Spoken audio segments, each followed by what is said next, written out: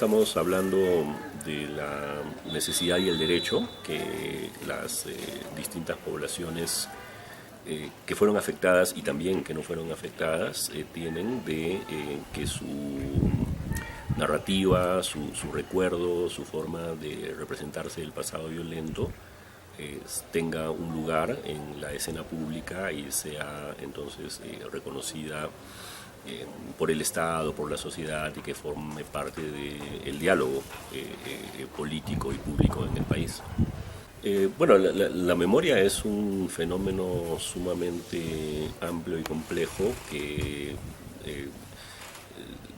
se vincula a la violencia como se puede vincular a otros tópicos, ¿no? En el caso del Perú, hablar de memoria es hablar de memoria de la violencia y hablar de memoria de la violencia a su vez es hablar de el gran olvido que hubo en el país, que fue el de la existencia de víctimas, el de mucho sufrimiento y el de una serie de fracturas y limitaciones de nuestra sociedad que hicieron posible que emergiera la violencia y que hubiera tanta atrocidad y tanta impunidad sobre las violaciones de derechos humanos.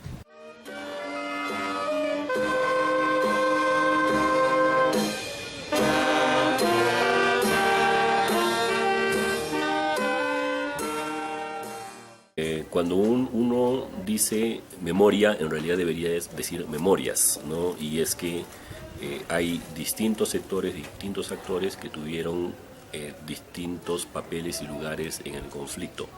Las víctimas son uno de esos actores y desde un punto de vista ético y democrático estarían en el centro de esta búsqueda de la memoria, pero ciertamente hay otros actores que tienen una memoria no en cuanto víctimas, sino por ejemplo en cuanto perpetradores también, así como hay otros actores que tienen una memoria de cómo es que, por ejemplo, ayudaron a buscar la paz o ayudaron a mitigar el sufrimiento, como cuando uno habla, por ejemplo, de las iglesias o cuando uno habla de las organizaciones no gubernamentales, ¿no? En nuestro país hace falta mucho reconocimiento a poblaciones marginadas y afectadas, y eso ya en sí mismo justifica nuestro interés por la memoria.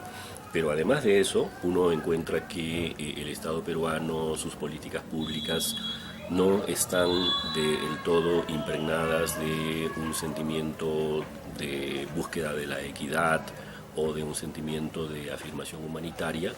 Y si es así, entonces la memoria también tiene esa utilidad más práctica, que es la de ayudar a reformar la manera en que el Estado y sus aparatos y sus políticas se relacionan con la sociedad.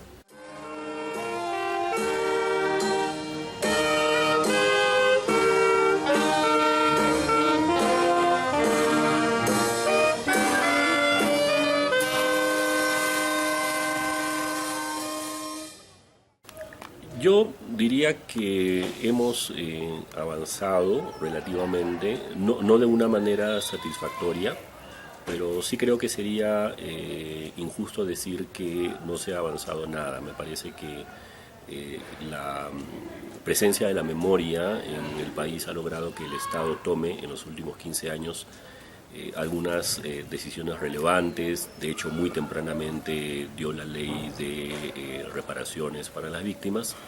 Más recientemente dio una ley de búsqueda de personas desaparecidas. A veces el Estado Nacional, a veces los gobiernos regionales respaldan sitios de memoria, como el Santuario de la Hollada aquí en Ayacucho, como el Museo Yalpanahuasi en Huancayo, ¿no? Entonces, diría que sin tener un resultado satisfactorio, sí podemos ver ciertas incursiones de la memoria en el espacio público que van llevando a ciertas decisiones necesarias.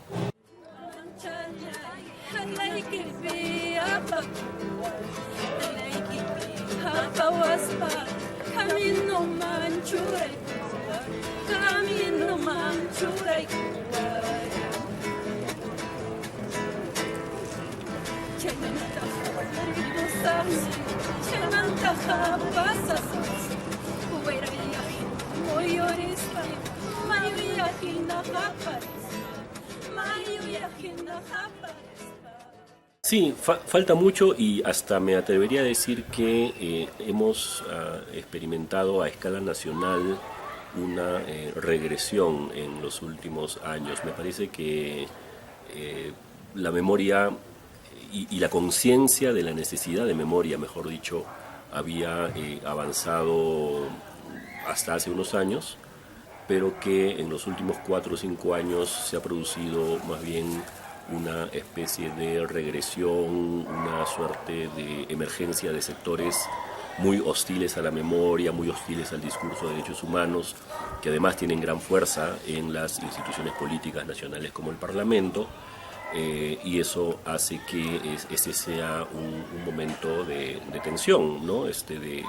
De ataque, diría yo, a la memoria de contenido humanitario, y por lo tanto también una llamada a reforzar esfuerzos en la dirección de cultivar ese tipo de memoria.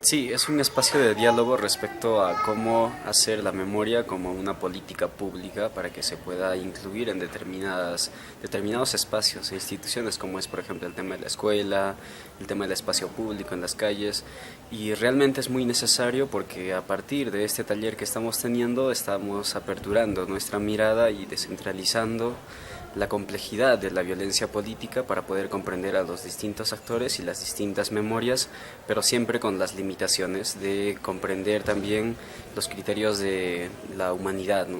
Los criterios de la respetación de los derechos humanos, y en ese concepto estamos también dialogando sobre cómo podemos llegar a acercarnos a una reconciliación, quizá no en su plenitud, pero sí dar primeras pistas, como ya desde Centro Loyola Ayacucho lo estamos generando.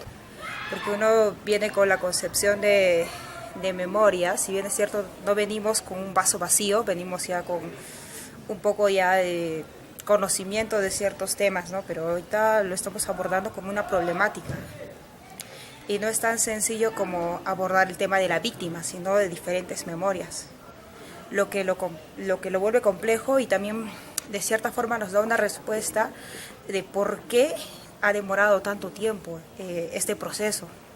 Y aún venimos analizando cuánto tiempo más nos tardará en tener una memoria, se podría decir oficial, ¿no? Porque hasta ahora no hay una memoria oficial. Tenemos que seguir profundizando, y este taller nos ha servido mucho, ¿no? Porque nos afirmamos en trabajar el tema de las memorias en el marco de la reconciliación. Tiene un horizonte ético muy importante, que es cómo queremos caminar a la reconciliación en el país. Y ahí pues se ve muy importante que se complementen estas diferentes memorias, que todas las memorias tienen un lugar, y que caminemos juntos a la reconciliación, sabiendo que también en este horizonte ético hay límites, ¿no? Hay memorias tóxicas, por ejemplo, como el negacionismo, ¿no? Que niega muchas cosas de lo que realmente ha ocurrido, o memorias que quieren justificar lo que ha ocurrido. Esas memorias no entran en esta perspectiva de reconciliación. Entonces ahí hay ciertos límites, ¿no? Que es lo complejo de todo esto. ¿Cómo hacer una política de la memoria en la medida que todavía no está oficializado el tema de la memoria, ¿no? Y esto tiene todo un proceso, ¿no? Todo un ciclo para elaborar una política de memoria, pero sin embargo todavía no somos conscientes, no somos todavía parte de todo este proceso, ¿no?